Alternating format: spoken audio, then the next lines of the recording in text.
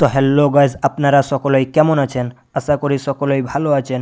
তো আজকে আমরা চলে গেছিলাম সুজাপুর স্ট্যান্ড, একটা বিশেষ আমাদের কাজ ছিল, তাই বলে আমরা সুজাপুর চলে গেছিলাম। আর ওখানে কাজটা সেরে আমরা ভাবলাম চলো সুজাপুর ঈদগাহ ময়দানে বসা যাক। অনেক দিন ধরেই কিন্তু আমরা সুজাপুর ঈদগাহ ময়দানে বসি, তবে সুজাপুর স্ট্যান্ড আমাদের প্রায় আসা হয়, কিন্তু যা কাজ থাকে কাজ সেরে আমরা বাড়ি চলে যাই আর কি। তো তাই আজকে আমার একটা বন্ধু বলল চলো অনেক দিন থেকে সুজাপুর ঈদগাহ ময়দানে আমরা বসি, তো তার কথা শুনে আমরা ভাবলাম যে চলো ওখানেই একটু সময় কাটানো যাক আর কি। তো প্রথমেই আমরা ওখানে ঢুকে দেখি যে এত সুন্দর করে লাইট দিয়ে সাজানো আমাদের সুজাপুর ঈদগাহের মিনারটা, তার বিচেই কিন্তু একটা সুন্দর মসজিদ আছে, যা চোখে পড়লে চোখ আর অন্যদিকে যেতে চাই না আর কি। তারপরে আমরা কিছু বন্ধু মিলে এক জায়গাতে বসে কিছু গল্প সল্প করছিলাম আর কি। তো জীবনে অনেক বন্ধু পাওয়া যায়, কিন্তু অনেকেই বন্ধু হয় স্বার্থ উদ্ধারের চিন্তা নিয়ে। অনেক বন্ধু আছে যারা শুধুই বন্ধু না, সুসময়ে না অসময়ে। আবার কিছু বন্ধু আছে যাদের শুধু সুসময়ে খুঁজে পাওয়া যায়, দুসময়ে ইঙ্গিত পাওয়ার সাথে সাথেই কেটে পড়ে।